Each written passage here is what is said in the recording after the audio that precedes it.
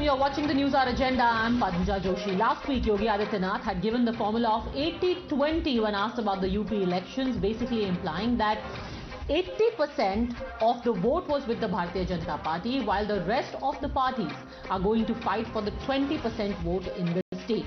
This was interpreted rightly as 20% Muslim vote and 80% of the Hindu vote. Now it seems though that the Samajwadi Party, which anyway has seen a Muslim consolidation behind them of the 20% vote, is now gunning for this 80% as well. And this has been made clear by what has happened over the last 48 hours, where 5 MLAs and 2 ministers, most of them OBCs, have exited the saffron fold and have decided to join the Samajwadi Party RLD alliance. First, let's tell you who all have left so far. Today it was the turn of Forest and Environment Minister Dara Singh Chauhan, after Swami Prasad Maurya left BJP to join the Samajwadi Party yesterday. In addition to these 2 ministers, there are MLAs as well. Bhagwati Sagar, Brijesh Prajapati, Roshan Lal Verma and Vinay Shakya. These 4 have decided to go to the Samajwadi Party. Avtar Bhadana, meanwhile, left the BJP and joined the RLD today morning, which is Jayant Chaudhary's outfit. Now, it is no secret what the plan behind these defections is. The plan seems to have become quite clear. It is to chip away at the non-Yadav or OBC vote bank, a sizable chunk in Uttar Pradesh, which has rallied behind the BJP in the last 3 elections, Assembly as well as the Lok Sabha elections. Take a look simply at how these defections and the alliances, through all of this, Akhilesh Yadav is stitching together a caste coalition. Let's start with Om Prakash Rajbhar. With Om Prakash Rajbhar, he is aiming for the 2.4% Rajbhar vote. With Jayant Chaudhary's RLD, he hopes to draw in the 3.6% Jat vote.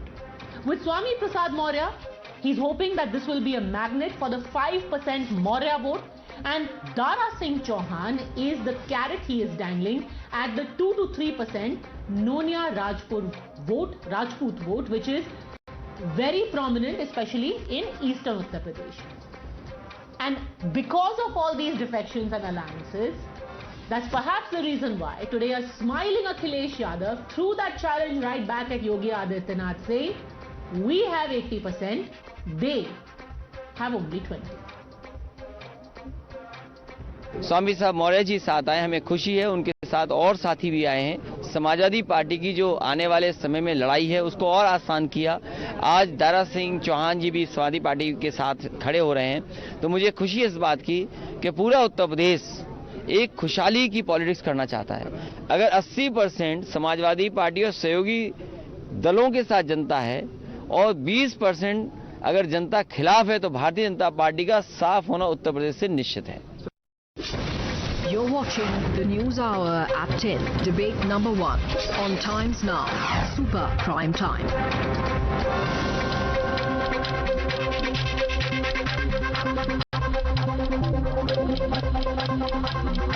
Alright, joining us now on the News Hour Agenda, Sanju Verma, National Spokesperson of the BJP, Harshvardhan Tripathi, Senior Journalist, Ghanshyam Tiwari, Spokesperson of Samajwadi Party, Satish Prakash, supporter of the BSP, political analyst and usually an ardent supporter of the Congress, Dushyant Nagar. But I want to first go across to MLA and National President of the Suheldev Bharatiya Samaj Party, Mr. Om Prakash Rajbhar, who is joining us.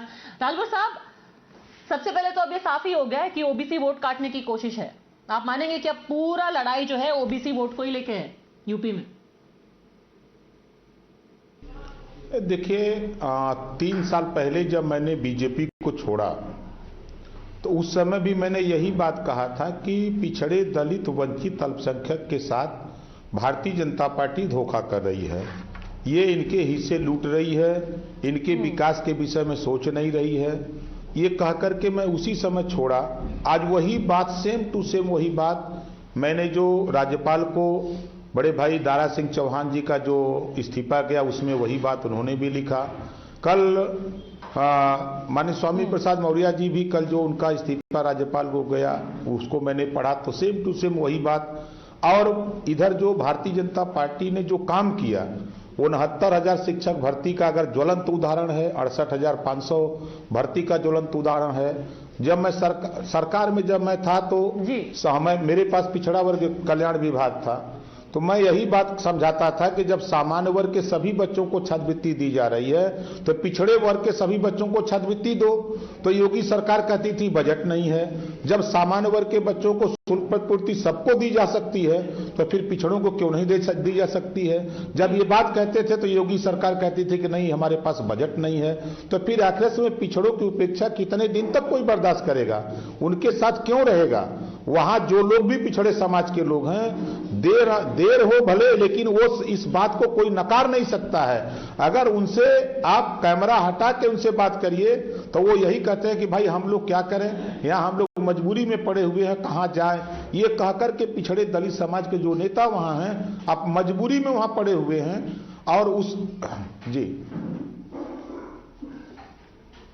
पर राजभर साहब ये बताइए कि आप ये मान रहे हैं ना कि पूरा 2022 का चुनाव अब ओबीसी वोट के लिए ही लड़ने वाले हैं सब, ये बात आप मान रहे हैं?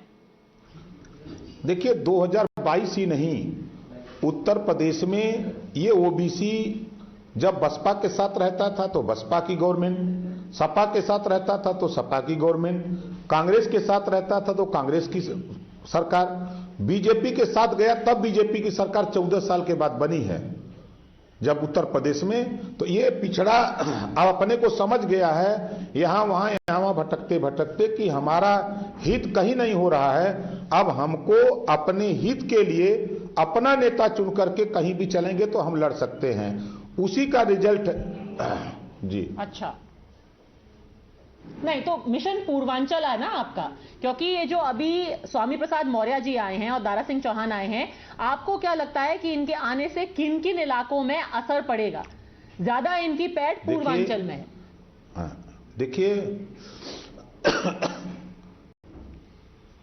देखिए चाहे लखनऊ मंडल हो, चाहे बरेली मंडल हो, चाहे बुंदेलखंड का इलाका हो, चाहे पूर्वांचल हो, माननीय स्वामी प्रसाद मौर्य जी एक बड़े लीडर हैं, अपने समाज के बड़े चेहरा है और समाज उनके पीछे खड़ा है, तभी बीजेपी उनको अपने साथ ली थी। अगर उनके साथ समाज नहीं रहा होता तो बीजेपी उनको नहीं चुनती। आज वो वहां से हटे तो एक बड़ा वोट बीजेपी का खसक करके वो जहां 14 तारीख को अपना ऐलान करेंगे, जहां खड़े होंगे और वहां वो वोट चला जाएगा उनका। वही दारा सिंह चौहान जी की, माननीय दारा सिंह चौहान जी की बात है। तो माननीय दारा सिंह चौहान जी बड़े नेता हैं और वो जिधर जाते हैं, ये दोनों नेताओं की सबसे बड़ी खासियत है, इधर जाते हैं उधर सरकार बनती है। आप देखिए ये लोग बीजेपी में गए तो सबको लेके बीजेपी की सरकार बनवा दिए, ये लोग बसपा में थे तो बसपा की सरकार बनवा दिए, अब समाजवादी पार्टी की तरफ मूव करने वाले हैं तो समाजवादी पार्टी की सरकार बन जाएगी। कुछ लोग तो ये कहते हैं कि ये वहां जाते हैं जहां सरकार बनने वाली है, मैं क्या कह रहा हूं उसी तरफ हो जाती है कि सरकार जो है जिधर बनती है, जिधर ये समाज को लेके जाते हैं। आपने देखा कि जब 27 अक्टूबर 2021 को ओम प्रकाश राजभर ने अखिलेश यादव जी के साथ हम लोगों ने जब ज्वाइंट मीटिंग की, तो ज्वाइंट मीटिंग के बाद उसी समय यह तय हो गया कि माननीय अखिलेश यादव जी अब उत्तर प्रदेश के सीएम बन जाएंगे, अब इनको कोई रोक नहीं सकता है। तभी से उत्तर प्रदेश में गर्माहट और छटपटाहट, बीजेपी की छटपटाहट शुरू हो गई और राजनीति में चुनाव की सरगर्मी तेज बढ़ गई और दिनों दिन उस गर्मी को हम चढ़ाते चले गए। अच्छा। और 2 महीना पहले मैंने कहा था इस बात को कि 1.5 दर्जन मंत्री, हमारे 1.5 दर्जन मंत्री भारतीय जनता पार्टी से जो पिछड़े दलित समाज के लोग हैं वो छोड़ करके समाजवादी पार्टी में जाएंगे। तो कोई मानता नहीं था और ये पहले ही तय हो चुका था। हम ये लोग जब हम मिलते थे खुद, ये लोग कहते थे कि हम लोग अभी यहाँ निवेदन अपील कर रहे हैं कि उपेक्षा हो रही है, पिछड़ों के हिस्सा लूटा जा रहा है, अब सुधर जाएं, अब सुधर जाएं।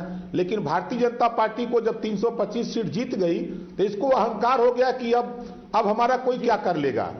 अरे 5 साल के बाद चुनाव आता है। अब तो भारतीय जनता पार्टी को समझ में आ रहा है कि पूर्वांचल में बता रहा हूं कि भारतीय जनता पार्टी का खाता नहीं खुलेगा जिस दिन माननीय स्वामी प्रसाद मौर्य जी, माननीय दारा सिंह चौहान जी मंच पे खड़े होंगे समाजवादी पार्टी और माननीय अखिलेश के साथ। उसी बगल में जब ओम प्रकाश राजभर खड़ा होगा तो उत्तर प्रदेश की दशा और दिशा अलग दिखेगी आपको।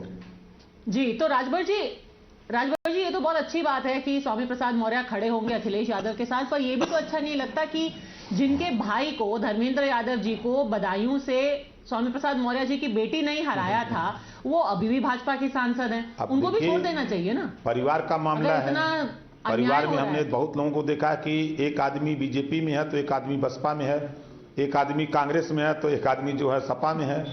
तो ये तो अब वहाँ वो परिवार का है, उनकी बेटी वहाँ है, वहाँ अपना राजनीति करें, ये यहाँ है अपना जहाँ राजनीति कर रहे हैं, उसमें कौन सा।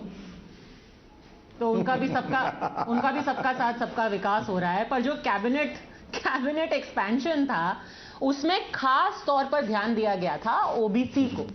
वहां पर जो मंत्री कैबिनेट एक्सपेंशन अभी पिछले साल जो हुआ था, सबसे ज्यादा ओबीसी मंत्री खासतौर पर यूपी से भी उनको लाया गया था। प्रधानमंत्री आवास योजना में खास तौर पर जो पिछड़े लोग हैं उनको पैसा दिया गया है। तो आप कैसे कह सकते हैं कि इनको वंचित रखा गया है, कि कि उन पे ध्यान नहीं दिया गया है? सबसे ज्यादा ओबीसी मंत्री हैं मोदी जी के कैबिनेट में, अभी योगी जी के कैबिनेट में भी मंत्री लाए गए, अभी उसका भी विस्तार किया गया।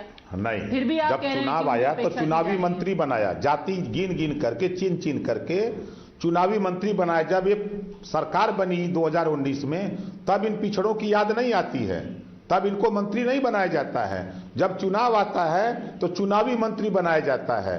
दिल्ली से बनाया जाता है डबल इंजन की सरकार, फिर यूपी से चुनावी मंत्री बना दिया, और बना करके सिर्फ वोट लेने के लिए, ये दिखाने के लिए कि हम इनके हैं। मैं फिर कह रहा हूं 69,000 शिक्षक भर्ती, 68,500 शिक्षक भर्ती में जब घोटाला हुआ, राष्ट्रीय पिछड़ा वर्ग आयोग ने जब कहा कि इनका कोटा पूरा नहीं हुआ है, आप बताइए ये 24 दिल्ली वाले मंत्री पिछड़े समाज के और उत्तर प्रदेश के जो पिछड़े मंत्री बनाए गए, इनकी जबान खुली, इनकी जबान खुलती तो बीजेपी जबानियां काट लेती रहने का। ये तो खाली गुलाम मंत्री बनाए गए हैं, वोट देने के लिए बनाए गए हैं, भाजपा को वोट दिलाने के लिए बनाए गए हैं। ये इन लोगों की औकात नहीं है बोलने की।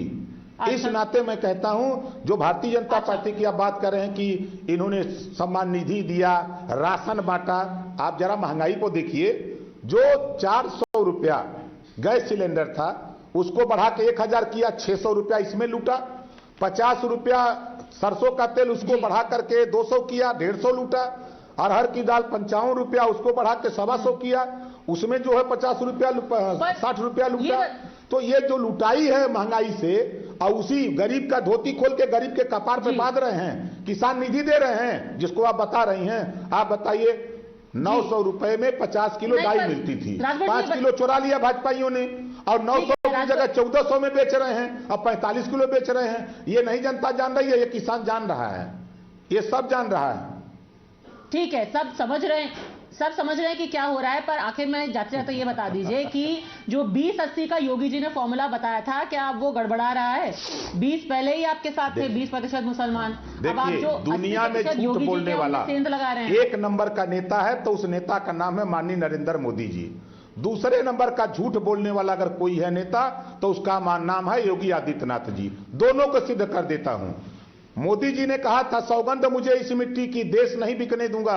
रेलवे बेच दिया, बैंक बेच दिया, LIC बेच दिया, BSNL बेच दिया, कोयले की खदान बेच दिया, जहाज बेच दिया, और नारा देते हैं कि सौगंध मुझे इस मिट्टी की, देश नहीं बिकने दूंगा।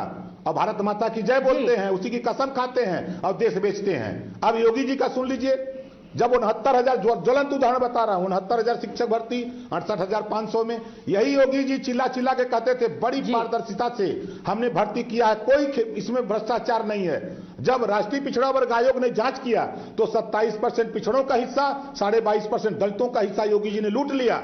उसके बाद योगी जी ने उसको सही कहा कि जब बच्चे यहां लखनऊ आए तो लाठियों से पीटा, पुलिस से पिटवाया। जब बैकवर्ड होने के नाते केशव मौर्य के गए वहां भी लाठी खाए, स्वतंत्र देव पटेल के यहां गए तो वहां भी लाठी खाए। उसके बाद यही योगी जी अपने ID से ट्वीट करते हैं कि आरक्षित वर्ग के कोटे में जो धांधली हुई है उसकी भर्ती करेंगे, और 23,000 धांधली हुई, 23,000 हिस्सा लूटा।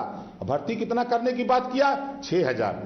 ये साबित हो गया ना कि उन्होंने हिस्सा लूटा था। हिस्सा लूटते हैं एक तरफ पिछड़ों के हित की बात करते हैं। ये पिछड़ों के दुश्मन लोग हैं भारतीय जनता पार्टी।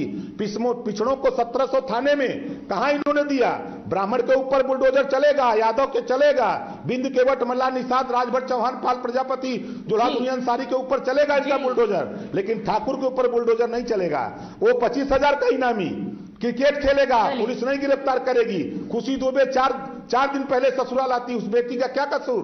साल भर से जेल में है, इस नाते कि वो ब्राह्मण है। अब 25,000 का इनामी खेल रहा है क्रिकेट, उसको योगी जी नहीं पकड़ सकते, उसके घर बुलडोजर नहीं जा सकता है। जी चलिए राजभर जी, आपने सिर्फ 20 ही नहीं, जो 80% के ऊपर भी अन्याय हो रहे हैं आपके हिसाब से, वो सब भी गिना दिए। अब फैसला तो जनता जल्द ही कर लेगी कि कौन अन्याय कर रहा है और किसके साथ न्याय हो रहा है। बहरहाल, हमसे जुड़ने के लिए आपका बहुत बहुत धन्यवाद। Thank you very much. आपके स्क्रीन पर जब तक आ नहीं जाएगा तब तक हम नाम नहीं बताएंगे। हाँ, नाम आप नहीं बता रहे हैं कि कौन कौन मंत्री और जाने वाले हैं, पर बहुत बहुत धन्यवाद आपका राजभर साहब हमसे जुड़ने के लिए। Let me take this straight across now to our panel who's been waiting very patiently. Thank you all for listening to us. I want to start first by asking Harshvardhan Tripathi. I think it's quite clear now that the main fight is going to be all the other caste groups are on one side and this 45% OBC vote, Harshvardhan Tripathi, सबसे आगे और सबसे प्रमुख रहेगा जिस तरीके से अभी फेरबदल हो रहा है। पद्मजा जी, सबसे पहली बात ये कि पिछड़ों का मत ये उत्तर प्रदेश में आज से महत्वपूर्ण भूमिका में नहीं है। ये उस समय से महत्वपूर्ण भूमिका में है जिसको हम कहते हैं कि सामाजिक न्याय की लड़ाई। वीपी सिंह, विश्वनाथ प्रताप सिंह, पूर्व प्रधानमंत्री, उत्तर प्रदेश के बहुत दिग्गज नेता, हमारे जिले के राजा मांडा कहे जाते थे। तो वो विश्वनाथ प्रताप सिंह, उन्होंने जो लड़ाई शुरू की थी जिसको हम मंडल आंदोलन के नाम से जानते हैं और जिसको फिर समाजवादी पार्टी की राजनीति के तौर पर मुलायम सिंह यादव ने बहुत करीने से गूंथ कर छोटे छोटे समूहों को, सभी जातियों को एक साथ किया। और फिर बहुजन समाज पार्टी आई, कही कि नहीं, इन्होंने पिछड़ों की बात तो की लेकिन दलितों की बात नहीं की। तो पिछड़ा और दलित दो बहुत क्लियर कट कॉन्स्टिट्यूंसीज हैं जिसको अलग अलग पार्टियां कैटर करने की कोशिश करती हैं। लेकिन अब यहाँ एक बहुत बड़ा कैच है और वो ये है कि जब हम कहते हैं कि पिछड़ा 45%, तो ऐसा नहीं है। ये जब पिछड़ा हम कहते हैं तो वही जो मौर्य जी हैं, वही जो कुशवाहा हैं, वही जो सैनी हैं, यही अलग अलग जगह बढ़ते जाते हैं पश्चिमी उत्तर प्रदेश से लेकर पूर्वी उत्तर प्रदेश तक। अब स्वामी प्रसाद मौर्य की बात ये बुलंदशहर का सैनी नहीं सुनने वाला है। इसी तरह से जब दारा सिंह चौहान बोलेंगे तो उनकी बात गाजियाबाद का या मुजफ्फरनगर का जाट नहीं सुनने वाला है। या जब जयंत चौधरी बोलेंगे तो उनकी बात जो बुंदेलखंड का नेता है वो नहीं सुनने वाला है, जो वहां का कुर्मी नेता है वो नहीं सुनेगा। जब हम इस कॉम्प्लेक्स पूरे इक्वेशन को समझते हैं तो उत्तर प्रदेश की राजनीति समझ में आती है। निश्चित तौर पर अखिलेश यादव ने अब उस राजनीति को पकड़ने की कोशिश की है जो शायद वो जब तक मुलायम सिंह की छांव में राजनीति कर रहे थे, या कहें कि विरासत में उनको सत्ता थाली में सजाकर मिल गई, तो उस वक्त तक उनको समझ में नहीं आया। 5 साल बाहर रहे तो अब समझ में आया। लेकिन यहां एक बहुत महत्वपूर्ण बात है, चाहे सेंट्रल गवर्नमेंट में मिनिस्टीरियल बर्थ की बात हो या फिर जितने सांसद हैं, सबसे ज्यादा ओबीसी सांसद भारतीय जनता पार्टी के पास है, सबसे ज्यादा दलित सांसद भारतीय जनता पार्टी के पास है। और पहली बार है कि देश के प्रधानमंत्री की कुर्सी पर गठजोड़ वाला नहीं, अपनी ताकत से पूर्ण बहुमत से एक प्रधानमंत्री बैठा हुआ जो पिछड़े वर्ग का है, नरेंद्र मोदी। वो ब्रांड मोदी अभी तक कमजोर नहीं हुआ। ये सारी राजनीति जो चल रही है कि हम योगी जी ये कर रहे हैं, इस तरह से कर रहे हैं, तो ओम प्रकाश राजभर जी बोलते हैं तो बड़ा अच्छा बोलते हैं, लेकिन खुद अपनी ताकत से विधायक भी नहीं बन पाते हैं। जो दारा सिंह चौहान है, ये घोसी सीट से भारतीय जनता पार्टी से हरिनारायण राजभर से 1 लाख से ज्यादा मतों से हार गए थे। जो स्वामी प्रसाद मौर्य का बेटा उत्कर्ष मौर्य है, जी आपकी बातें सुन करके घनश्याम तिवारी का तो मुंह उतर गया। उतना बड़ा मास्टर स्ट्रोक कर रहे थे, कल से आप कह रहे हैं कि वो अपने बूते पे कुछ नहीं जीत पाएंगे ये सारे नेता। But before Ghanshyam Tiwari responds to that, Sanju Verma, like Harshvardhan Tripathi said, you made a special outreach to the OBC. I remember when the cabinet expansion happened at the center, there was special mention made कि सबसे ज्यादा लोग जो हैं वो OBC से हैं। Total जितने SC, ST, OBC मिला करके there are more than half of the Union Council of Ministers. Then why is there this sudden exodus of OBC faces from your party? Padmaja, first and foremost, let me tell you that Keshav Prasad Maurya is one of the biggest leaders as far as the Mauryas are concerned. Of course, the fact that the double engine Sarkar, the card which we are playing for the Uttar Pradesh elections pertaining to Narendra Modi's immaculate leadership and Yogi Adityanath, who's become a force multiplier in the UP political ecosystem. These are things that cannot be ignored. Now you ask me about the exodus that has happened.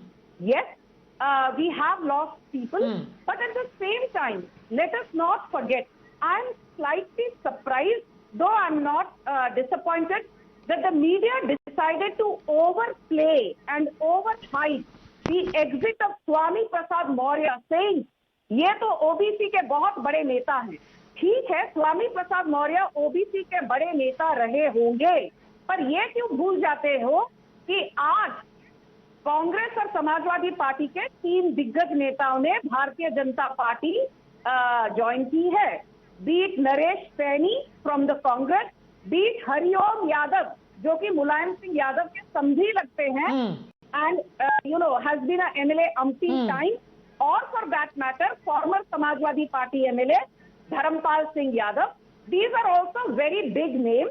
So the fact is that, during election season, Padmaja, let's be practical, you will see, I hate to use the phrase, but you will see some people jumping ship from one end to the other. Some people trying to arm twist the party into giving them tickets. My simple point is this. स्वामी प्रसाद मौर्य ने BJP छोड़ी है, पर उनकी बेटी संघमित्रा मौर्य अभी भी BJP की सांसद है बदाऊं से. Point number 1. Point number 2, BJP is not like Samajwadi Party where everything is centered around Akhilesh Yadav, or BSP where everything is centered around Mayawati. In Uttar Pradesh alone, forget Narendra Modi. In Uttar Pradesh alone, you have Yogi Adityanath, you have Keshav Prasad Maurya, you have Sunil Bansal, you have Swatantra Dev Singh. So there is, an entire litany of leaders who are there. So the organizational backbone is very strong. And we are a cadre-based party. And I think so Ghanshyam Tiwari, for every Swami Prasad Maurya you throw at the BJP, they will raise you a Hariom Yadav. Good evening, Padma, to you, the viewers, and my co-panelists. Let me start with some basic statistics. 2016 to 2020, the ADR report states that 182 MLAs from other parties joined the Bharatiya Janata Party. 182. Such is the power of CBI, IT, other factoring of democracy in different states, that audio tapes were there of 5 crore, 10 crore ministerial births. That said, in the same period, only 18 BJP MLAs left Bharatiya Janata Party and joined any other party. In contrast, in just last 1 month, 18 top BJP leaders have left Bharatiya Janata Party in Uttar Pradesh and joined Samajwadi Party. That includes 12 MLAs, 2 cabinet ministers. This is not operation that BJP uses in a mercenary manner with cash and arm twisting. This is a natural exodus in Bharatiya Janata Party. The people see no future because they have not performed. They are so desperate that Adityanath now has to contest from Ayodhya. Keshav Prasad Maurya is openly challenging Adityanath by saying that जो लोग दंगाई हैं, mafia हैं, party छोड़ करके चले जाएं. So there is exodus. For last 6 months, the BJP said that Abki Baar Yogi Sarkar would be their campaign. That is now whitewashed. So now new campaign is, if you want Modi to win in 2024, make BJP win in 2022. When you do not speak about the bunyadi issue that is the agenda of Uttar Pradesh, when your own ministers speak about how you have mistreated the backwards, the Dalits, you have mistreated the agenda of farmers, what eventually Bharatiya Janata Party is going to be left with is just 2 people. One is Adityanath, other is Mr. Teni. My final comment is that अहंकार अन्याय अत्याचार में डूबी हुई भाजपा के ऊपर ये लंका दहन अभियान है. स्वामी प्रसाद मौर्य जी आ गए दारा सिंह चौहान है, और आगे आने वाले बहुत से अनुमान है. वाह, आपने अपने नए स्लोगन का लोकार्पण भी हमारे ही शो पे कर दिया. संजू वर्मा, रिस्पॉन्ड. पहले थोड़े लोग जाते थे, आप में ज्यादा भर्ती होती थी, अब बाहर outgo is more than inflow. Since Ghanshyam Tiwari has chosen to, lay out some panktiyas, so for the benefit of your audience, जो राम को लाए हैं, हम उनको लाएंगे. जो राम को लाए हैं, हम उनको लाएंगे. अब काशी बनाया है, आगे मथुरा बनाएंगे, और कमल पर अपना वोट छापेंगे. ये है आज भारतीय जनता पार्टी का नारा. और उत्तर प्रदेश की जनता बड़ी जागरूक है. वो समझ सकती है कि कौन जनता के साथ होने का नाटक कर रहे हैं, और किन्होंने पिछले 4.5 साल में जनता के साथ कंधे से कंधा मिलाकर काम किया है. Now coming back to the most important point, I think Padma, you raised a very important point which many of us had forgotten at the start of your program. More than 35% of the union cabinet today consists of OBCs. Point number 1. Point number 2, be it the Constitutional Amendment 102, be it the Constitutional Amendment 103, or the most important one, which was passed in the monsoon session of Parliament last year, the Constitutional Amendment 127, which is the party which has given constitutional status to the National Commission for Scheduled Castes and Scheduled Tribes, the Bharatiya Janata Party. Which has given constitutional status to the OBCs, it is the Bharatiya Janata Party. Which has given a legal sanctity to the fact that 27% reservation in undergraduate, postgraduate, MBBS, medical courses and dental courses will be given to OBCs, the Bharatiya Janata Party.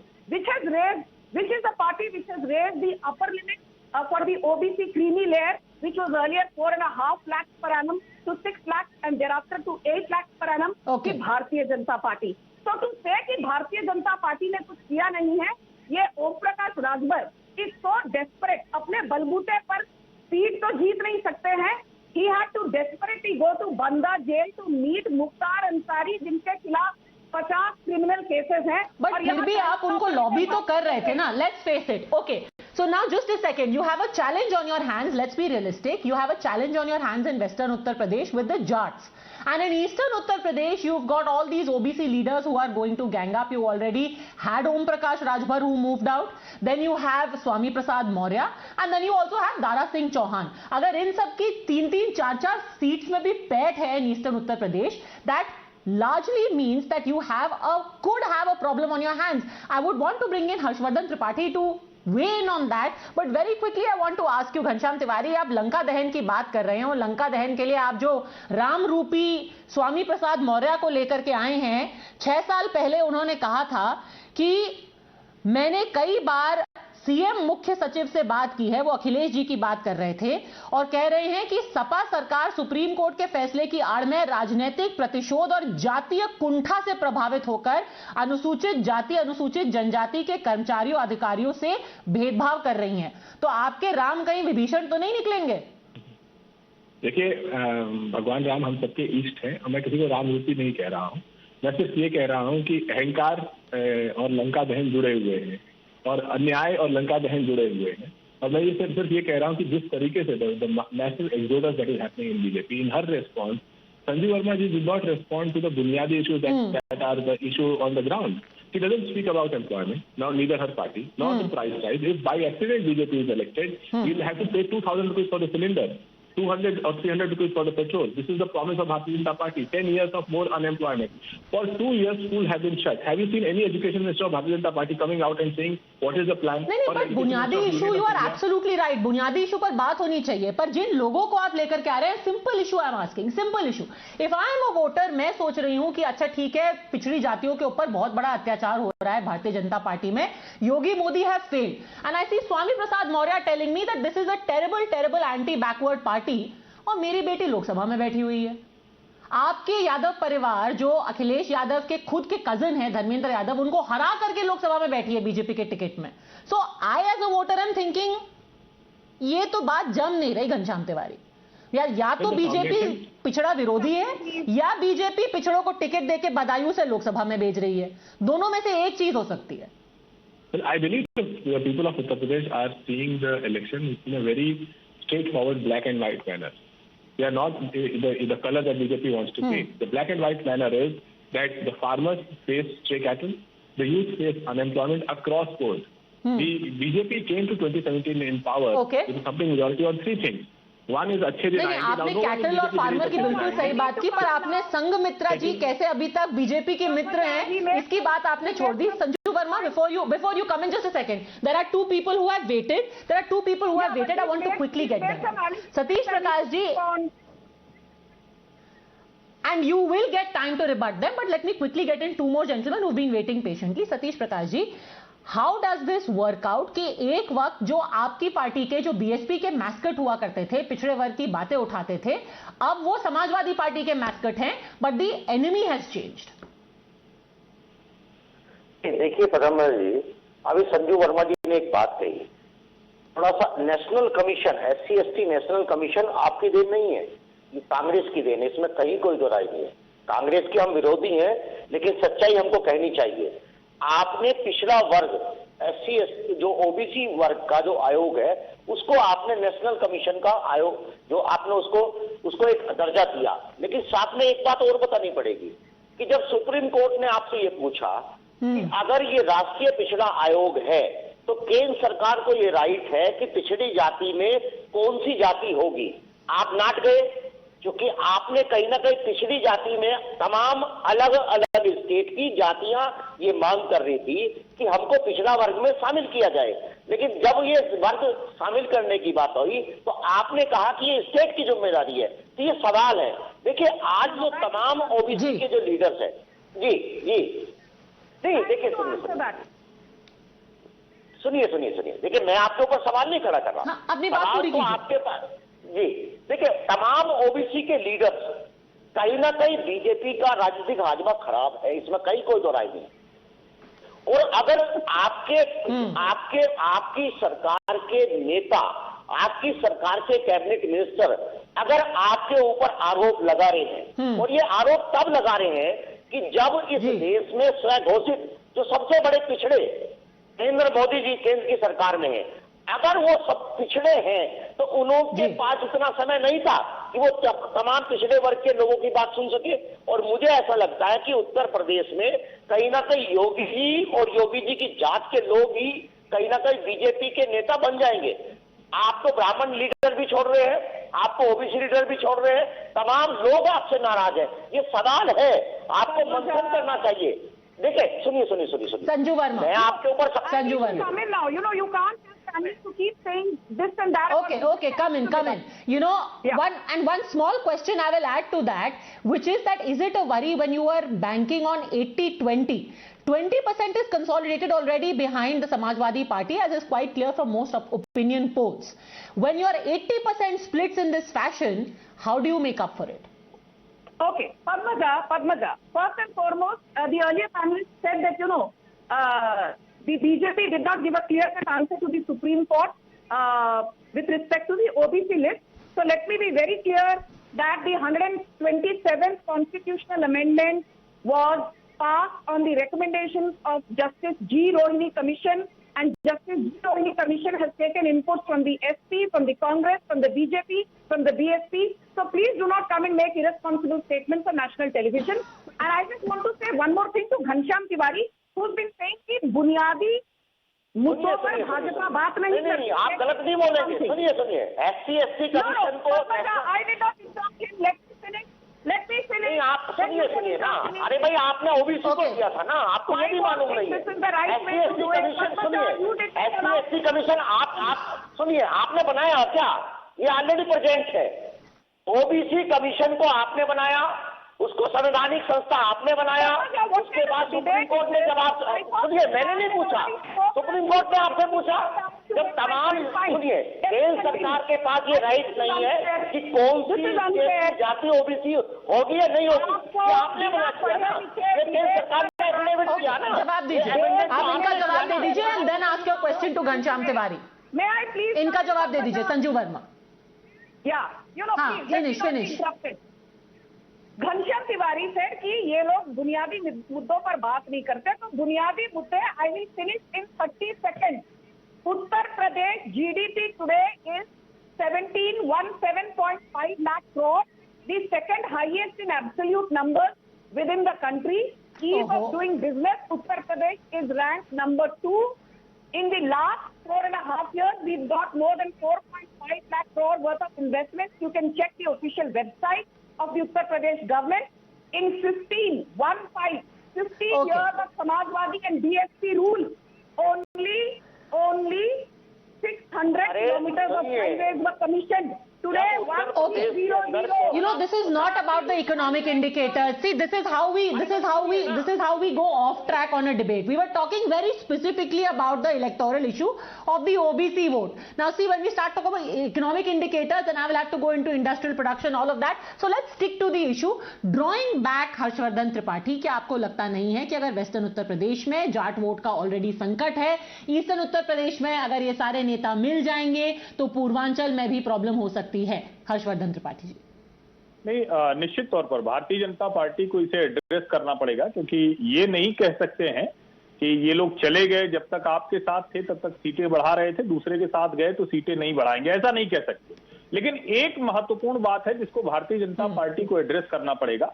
जब BJP कहती है कि हम सबसे ज्यादा पिछड़े, सबसे ज्यादा दलित सांसद विधायक वाली पार्टी है, तो वो एक बात भूल रही है। जैसे अभी संजू वर्मा ने कहा कि केशव प्रसाद मौर्य है, निश्चित तौर पर भारतीय जनता पार्टी के पास अपने पिछड़े और दलित नेता होते हैं, उसके बावजूद बसपा से आकर दारा सिंह चौहान अगर उनके ओबीसी मोर्चा के अध्यक्ष बन जाते हैं, तो इसका मतलब कि भारतीय जनता पार्टी की स्ट्रेटजी में कहीं न कहीं कोई दिक्कत है। इसका मतलब कि रिकॉग्निशन के लिए उनको इन नेताओं के पास जाना पड़ा, और उस पर मुझे लगता है कि भारतीय जनता पार्टी को नए सिरे से काम करने की जरूरत है। इनका वर्कर बहुत खुश है कि चलो ठीक है, बाहर से आए हुए लोग गए तो शायद अब हमको कुछ जगह मिले। अब उसको कैसे जगह देंगे? अपने पिछड़े नेताओं को, अपने दलित नेताओं को, अपनी पार्टी के जो दूसरी जात के नेता हैं उनको। बताइए संजू वर्मा, और उसमें ये भी जोड़ लीजिए कि आज सब लोग कटाक्ष कर रहे हैं कि केशव प्रसाद मौर्य जी को आप सबसे बड़ा नेता बोल रही हैं, कोई उनका फोन ही नहीं उठा रहा। वो ट्वीट कर करके सबसे कह रहे हैं कि पार्टी मत छोड़िए, पार्टी मत छोड़िए। I heard, let me answer. पहली बात तो ये, आज जो लोग बड़ी बड़ी डींगे मार रहे हैं कि Swami Prasad Maurya is the big OBC leader and look at the exodus that BJP is facing. जब स्वामी प्रसाद मौर्य बहुजन समाजवादी पार्टी से भाजपा में आए थे, तब सभी ने कहा था स्वामी प्रसाद मौर्य तो बहुत बड़े दल बदलू हैं, इनका कोई अस्तित्व नहीं है। आज वही लोग कह रहे हैं इनका बहुत अस्तित्व है। तो दोगलेपन की जो सीमा है ना, उसको पार मत करिए, जनता को बेवकूफ मत समझिए। यदि स्वामी प्रसाद मौर्य इतने बड़ा नेता है तो मैं पूछना चाहती हूँ, 2012 में उनका बेटा उत्कृष्ट मौर्य ऊंचाहर से हार गया। 2017 के विधानसभा चुनाव में भी स्वामी प्रसाद मौर्य का बेटा उत्कृष्ट मौर्य ऊंचाहर से हार गया।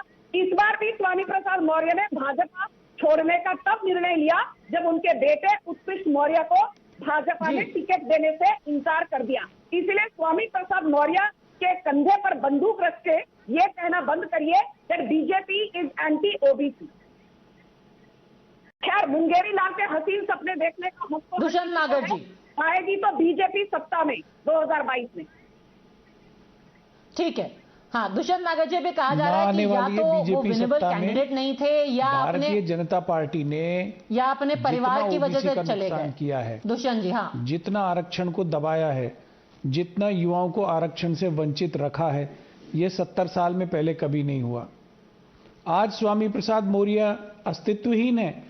जब आपकी पार्टी ज्वाइन की मैडम, उन्होंने 16 विधायक वो साथ में लेके आए थे, तब तो आपको अच्छे लग रहे थे। ओबीसी का आपने इस्तेमाल किया है और एक जाति विशेष को आपने राज्य को उनके हवाले कर दिया। आज थाने से लगा के, चौकी से लगा के, आईजी के ऑफिस में कौन लोग बैठे हुए हैं, और उन्होंने पिछले 5 साल में क्या किया है। पटवारी से लगा के डीएम तक ताकत किसके हाथ में है, तो इसका विपरीत प्रभाव तो पड़ना ही था। अब आपको देख लीजिए, आपके सामने जो कुछ आपने 5 साल में किया, कैसे आपकी डबल इंजन की सरकार ने परफॉर्मेंस किया है। जो 2-2 कैबिनेट मंत्री आपकी सरकार को छोड़ के चले गए। तो ये बताइए ना, ये बताइए कि कांग्रेस समर्थक होते हुए ये जो दल बदल हो रही है, उसका फायदा अंत में किसको होगा आपके हिसाब से? मध्य प्रदेश में भी ओबीसी आरक्षण किसको फायदा, किसको होगा? नेट ये बताइए। किया है, ये इनको सोचना चाहिए। जिस प्रकार से आरक्षण के साथ में इन्होंने छेड़खानी की है, उसके विषय में भी सोचना चाहिए। जातिवार जनगणना को जिस प्रकार से दबाया जा रहा है, उसके बारे में भी इनको पुनर्मूल्यांकन करने की जरूरत है। ओबीसी के लोगों को आप लोगों ने सिर्फ एक वोट बैंक के रूप में इस्तेमाल किया। प्रधानमंत्री जी स्वयं को कहते हैं ओबीसी के लीडर हैं, लेकिन प्रधानमंत्री ने जिस प्रकार से निजीकरण का अभियान चलाया है और अपने मित्रों को, सरकारी संस्थानों को देने का काम किया है, उससे सबसे बड़ा आघात ओबीसी के लोगों के ऊपर हुआ है। आरक्षण कम हुआ है प्राइवेटाइजेशन, उससे सबसे ज्यादा बेरोजगारी ओबीसी के अंदर हुई है। आप दुष्यंत जी, आप पहले आते थे कांग्रेस समर्थक बन करके, तो उसी कैपेसिटी में मैंने आपसे सवाल पूछा। अब आप उस पर टिप्पणी करने की जगह राजनीतिक विश्लेषक बन गए हैं। चलिए, that is also very welcome, but it's Indeed very interesting that in the last 48 hours, in the last 24 hours, pardon me, we have seen 11 people change sides. largely going away from the BJP. But yes, the BJP has also had people coming into its fold. In the end, it's too soon to say that the equation has changed in whose favor, but that the equation is changing remains undeniable. As it is, weekly we are going to get you an election tracker here on Uttar Pradesh to gauge precisely that. How do these developments change the situation and the mood on the ground? For the time being though, thank you very much all gentlemen, Sanju Verma for having joined me.